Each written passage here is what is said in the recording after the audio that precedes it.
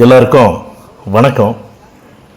இந்த பதிவில் எதை பற்றி பார்க்க போகிறோம் அப்படின்னு கேட்டிங்கன்னா, அதாவது மக்களே, இந்த பதிவுடைய தலைப்பை பார்த்தீங்கன்னா காமராஜர் ஐயா ஆட்சியையும் எம்ஜிஆர் ஐயாவோட ஆட்சியையும் பார்க்குற மாதிரி இருக்குன்னு மக்களே சொல்லிட்டு இருக்கிறாங்க.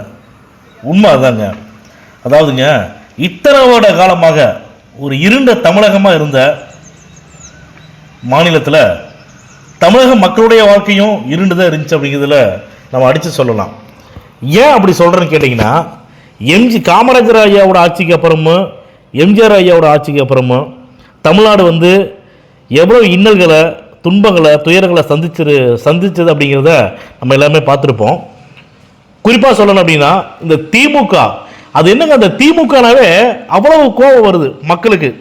பயங்கர ஆத்திரத்தோடு இருக்கிறாங்க, பயங்கர வெறியாக இருக்காங்க. அது ஸ்டாலின் பேரை சொன்னாலும் சரி, உதயநிதினா ஐயோ தலைவர் லிஸ்ட்லேயே அவர் இல்லைங்கிறாங்க. கருணாநிதி ஐயா எப்பேற்பட்ட ஒரு ஆளுமை, எப்பேற்பட்ட ஒரு அறிவானவர். அதாவது அவர் ஆட்சியில் கெடுதல் பண்ணார், பணத்தை கொள்ளையடிச்சார், மக்களுடைய வரிப்பணத்தை சுரண்டினார் அப்படிங்கிறதெல்லாம் விட்டுட்டு அறிவை பற்றி பேசும்போது அவருடைய அறிவாற்றல் எவ்வளோ இருக்கும், அதுலேருந்து பாதி ஸ்டாலின் அவர்களுக்கு இருக்குது அப்படின்னு மக்கள் சொல்கிறாங்க. நான் சொல்லலை, மக்களே சொல்கிறாங்க. ஆனால் ஒரு அரசியல் கட்சி தலைவராகக்கூடிய தகுதி உதயநிதிக்கு கிடையாது அப்படின்னு மக்கள் சொல்கிறாங்க. ஏன் திமுகவோட தொண்டர்களே பார்த்தீங்கன்னா வெளியில் சொல்ல முடியாமல் குமரிட்டு இருக்கிறாங்க.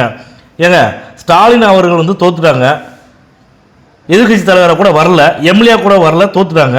திமுகவில் உதயநிதியை தாண்டி வேறு அறிவான தலைவர்கள் யாருமே இல்லையா? மூத்த தலைவர்கள் யாருமே இல்லையா? சொல்லுங்க பார்க்கலாம். முன்னாள் அமைச்சர்கள் யாருமே இல்லையா? அப்போ சுற்றி முற்றி கொண்டது உதயநிதி எதிர்கட்சி தலைவராக ஆக்குறாங்க அப்படின்னா, மன்னராட்சி, அந்த மன்னராட்சி தொடரணும், எப்படியாவது உதயநிதியை முதலமைச்சர் ஆக்கிடணும், நமக்கு பின்னாடி தமிழ்நாட்டை ஆளக்கூடியவங்க என் பயணத்தை இருக்குன்னு சொல்லிட்டு திரு ஸ்டாலின் ஐயா என்னென்னலாம் முயற்சி பண்ணாங்களோ, என்னென்னலாம் மக்களுக்கு கெடுதல் பண்ணாரோ எல்லாத்தையும் சேர்த்து வச்சு தான் இப்போ அனுபவிச்சுட்டு இருக்கிறாங்க. ஆட்சியும் அதிகாரமும் கையில் இருக்கும்போது அப்பப்பா கொஞ்சம் நெஞ்ச ஆட்டமாக ஆடினாங்க.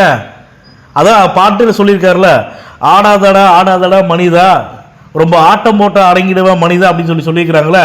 இந்த வரிகள் யாருக்கு பொருத்தமாக இருக்குதோ இல்லையோ, திமுகவுக்கும் ஸ்டாலின் ஐயா கட்சிக்கும் கண்டிப்பாக அவங்களுக்கு பொருந்துங்கிறத